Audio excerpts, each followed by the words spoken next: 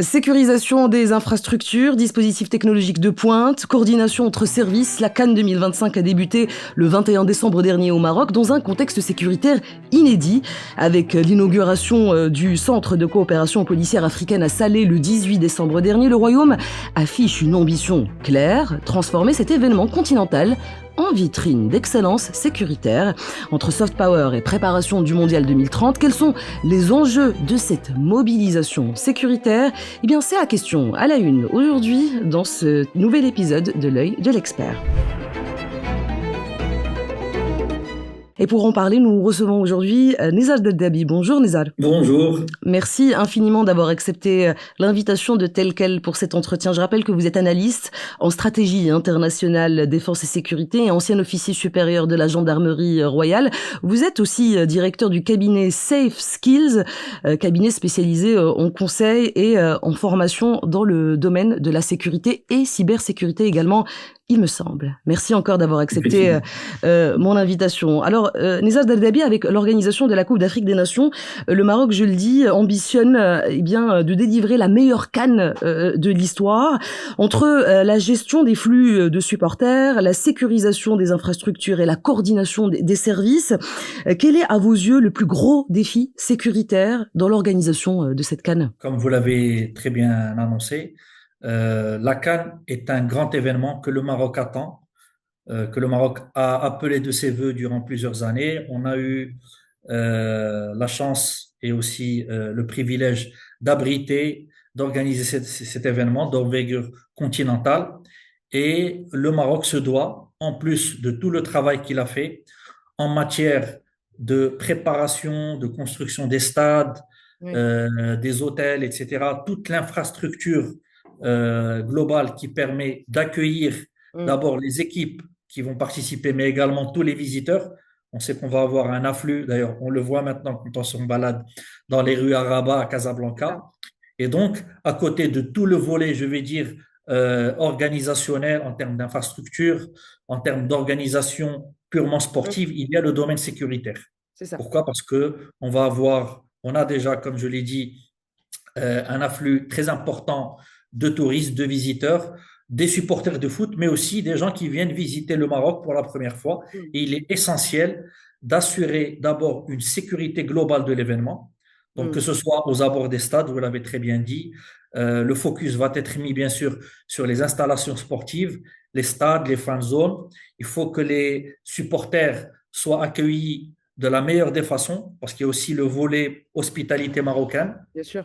Mais effectivement, il faut aussi assurer une sécurité. Il y a des règles qu'il faut appliquer. Et c'est pour ça que le Maroc, avec son expertise reconnue dans ce domaine, se devait de réussir ce défi aussi. Absolument. Alors, il y a les enjeux sécuritaires que vous avez très, très bien décrits. D'ailleurs, curiosité, sont-ils les mêmes que pour l'organisation du Mondial 2030, un événement d'une autre envergure cette fois-ci ? Alors, les règles qui définissent la gestion sécuritaire sont les mêmes. Que ce soit une Coupe d'Afrique des Nations, un mondial ou bien tout autre événement comme par exemple, on se rappelle la COP 21 qui avait eu lieu, plutôt la COP 22 qui avait eu lieu à Marrakech. Donc tout événement international se doit de respecter les mêmes, je dirais, les mêmes règles, la même organisation opérationnelle. La différence se situe au niveau de l'importance de l'événement. Plus l'événement est grand, plus on aura de visiteurs et plus aussi, ce qui est très important, c'est qu'on va avoir aussi une couverture médiatique qui est importante et on sait que l'image du Maroc est aussi quelque chose qu'il est important de montrer sous le meilleur des visages. Absolument. D'ailleurs, en ce moment même au Maroc, il y a des observateurs, vous me confirmerez l'information, venant d'Espagne et de Portugal et de la part également de la CAF et de la FIFA pour également veiller à tous ces dispositifs sécuritaires exceptionnels mis en place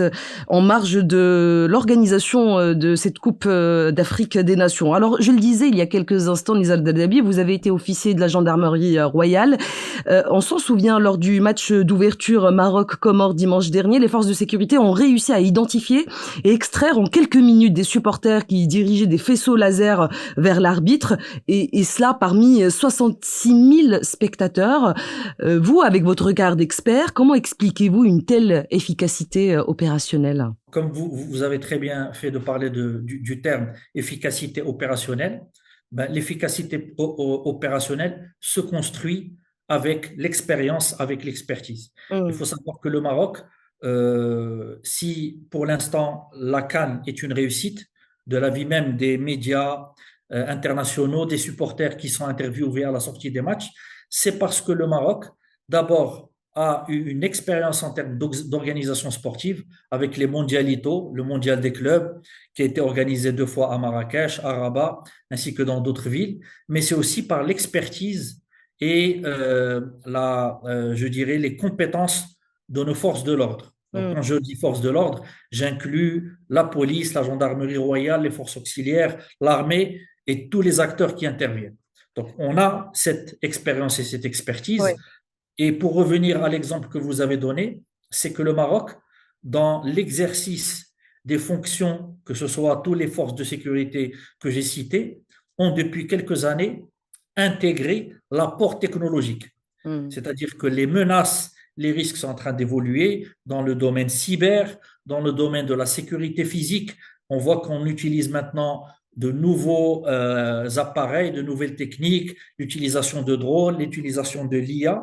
Et donc, le Maroc, dans la doctrine sécuritaire, l'apport technologique, l'innovation est un élément clé. Et donc, c'est pour ça que le Maroc a pu, d'ailleurs, comme vous l'avez dit, on l'a vu dans des vidéos, Mm. directement cibler les personnes parmi les supporters qui intervenaient pour déranger en quelque sorte les joueurs de football sur le terrain. Alors, vous venez de parler de nouvelles technologies. Merci de me tendre la perche. Je voulais également vous interpeller sur cet autre dispositif, sur ces fameuses 6000 caméras, les 6000 caméras mobiles qui ont été déployées, nous dit-on, sur 75 sites jugés sensibles. Alors, avec ces caméras, et vous le savez mieux que moi, ces caméras qui sont équipées d'intelligence artificielle, beaucoup estiment que l'on franchit le cap de ce qui est appelé dans le jargon la sécurisation anticipative. Ces dispositifs de vidéosurveillance posent des enjeux de protection de vie privée. Nous y avons d'ailleurs consacré il y a plusieurs mois un dossier spécial. Est-ce qu'il y a un risque de pratique abusive, Nizar Daddabi, d'autant plus que eh bien, la CNDP, la fameuse commission de contrôle de la protection des données à caractère personnel, n'a pas encore complètement statué sur l'usage de ces nouvelles caméras de vidéosurveillance. Vous avez bien cité l'utilisation des caméras de surveillance.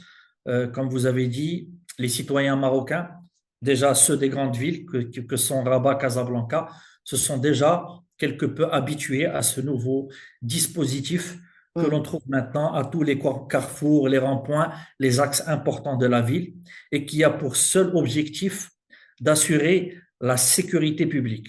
Oui. C'est-à-dire l'objectif de l'installation de ces caméras de surveillance est pour essayer d'anticiper, de déceler tout acte délictuel ou bien criminel. Donc c'est Mm. ça le but. Mais il faut rappeler que derrière le dispositif technologique, il y a des policiers, des gendarmes, peut-être aussi des militaires, des éléments de la sécurité privée qui sont formés Mm. sur d'abord l'utilisation de ces outils, mais aussi sur tout le côté légal D'accord. et juridique.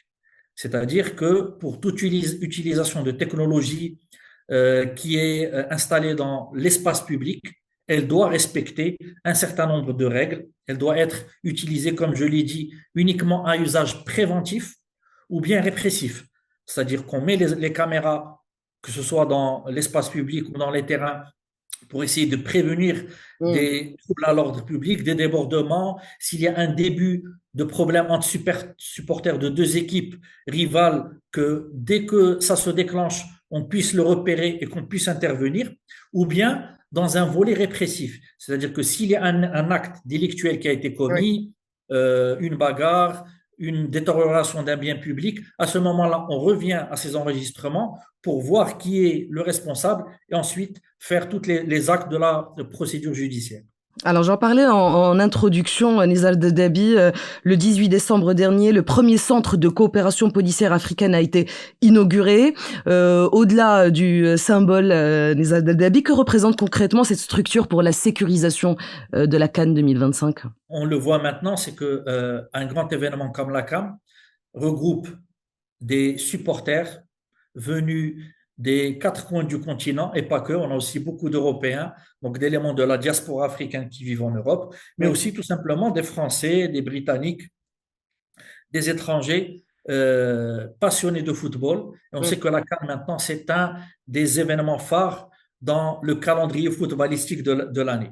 Et donc, quand on va traiter un flux aussi énorme et surtout aussi divers, on Mm. a besoin d'une coordination. Mm. Pourquoi? Parce que les policiers marocains, les gendarmes, les éléments des forces auxiliaires qui vont être au contact de ces supporters ont une bonne expertise, mais ne connaissent pas forcément les codes culturels, la langue, mais Mhm. également les us et coutumes de ces supporters venus des quatre coins du monde.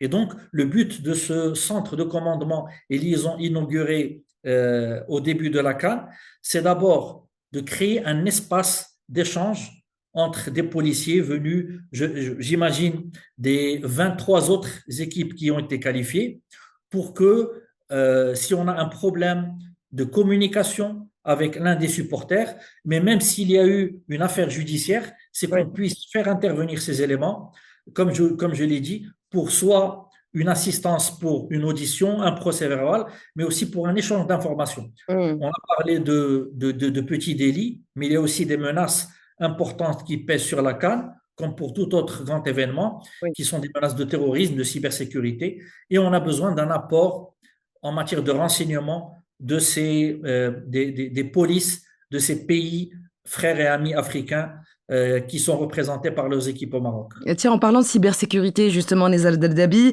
ce volet est géré en lien, en étroit lien, en lien étroit plutôt avec Interpol. Comment s'articule concrètement, tiens, la coopération qui s'inscrit donc dans ce partenariat dans le cadre, eh bien, du projet Stadia, il me semble. Est-ce que vous pouvez nous Effectivement. expliquer les enjeux de cette coopération? Effectivement. Donc, comme je l'ai dit, donc, au sein de ce centre, on va avoir beaucoup d'éléments avec des spécialités différentes. On a Mm. des policiers qui sont spécialisés dans la cybercriminalité, d'autres qui sont spécialisés dans la délinquance, Oui. etc. Et donc, on va tous les mettre dans un centre où on aura également des experts en cybersécurité qui sont là pour détecter toutes les menaces, pour les prévenir, mais aussi pour y apporter une réponse le cas échéant. Et Mm. donc, dans cette structure, on va voir plusieurs éléments. Je pense qu'on a déjà vu quelques vidéos de l'inauguration de ce centre. Oui. Et on a vu d'ailleurs qu'en plus d'éléments de police étrangers qu'on a vu avec des uniformes étrangers, même au niveau du Maroc, on a tous les services qui sont représentés.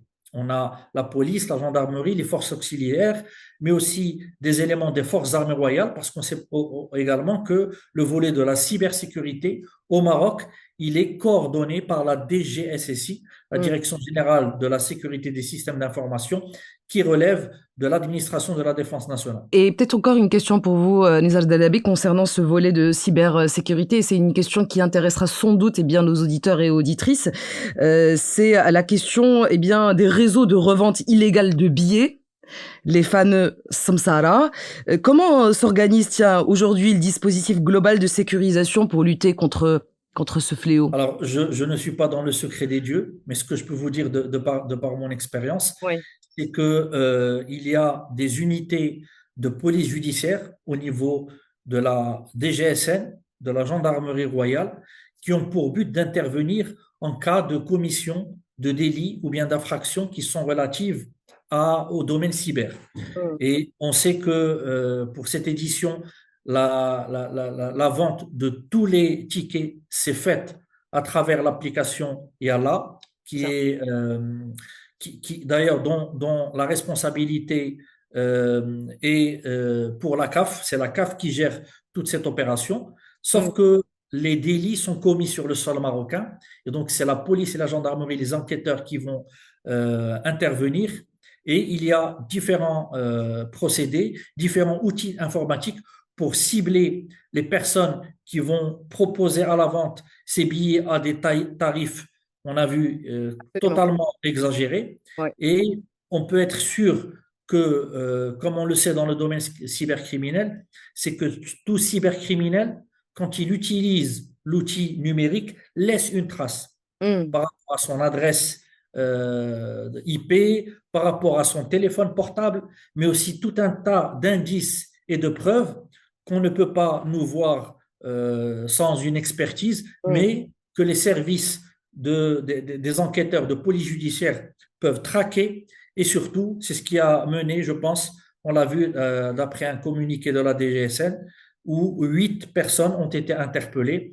Et je pense que la campagne ne fait que commencer et que maintenant, la vigilance va être de mise pour essayer de lutter une fois pour toutes contre cette pratique, malheureusement, qui nuit beaucoup d'abord aux citoyens, mais Oui. aussi au spectacle, puisque comme on a vu lors du match inaugural, on avait des sièges qui n'étaient pas remplis, et sûrement que ces places auraient été peut-être mises en vente Mm. sur le marché noir.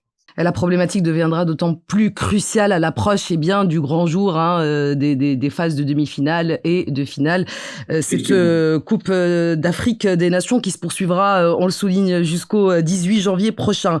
Une dernière question pour vous, Nizar Dadabi, ça sera une question grand angle. J'aimerais bien qu'on revienne à cette inauguration du 18 décembre dernier du premier centre de coopération policière africaine. Cette inauguration qui s'est déroulée en présence d'Abdelatif Hamouchi, patron de la DGST et de la DGSN. À ses côtés, il y avait également Yassine Mansouri à la tête de la JED, la fameuse Direction générale des études et de la documentation. Et puis tiens, Nassal Bourita, ministre des Affaires étrangères, qui était également là, une présence, vous en conviendrez, qui n'est pas anodine. Qu'est-ce qu'elle dit, tiens, de la place qu'occupe la sécurité aujourd'hui dans la diplomatie marocaine? Comme vous l'avez si bien dit, lors de cette inauguration, on n'avait pas que des sécuritaires, au premier sens du terme. La présence de Monsieur Nasser Bourita est essentielle, tout simplement parce que c'est le département des ministères des Affaires étrangères, c'est le département qui est en liaison directe avec toutes les chancelleries africaines qui vont envoyer d'abord les équipes nationales, mais aussi des officiels. Ça peut être des ministres, des chefs d'État, comme on l'a vu lors de l'ouverture, avec la présence de Monsieur le président de la République des Comores. Et donc, c'est tout ça pour montrer que la collaboration et la coopération au Maroc se fait interservices. Oui. Tous les services qui peuvent avoir de près ou de loin une action pour la réussite de la CAN, donc ce sont tous les services de sécurité, le ministère de l'Intérieur, mais on inclut également le ministère des Affaires étrangères qui est une partie intégrante de la sécurité et de la diplomatie. Parce que finalement, qu'est-ce que c'est que la CAN?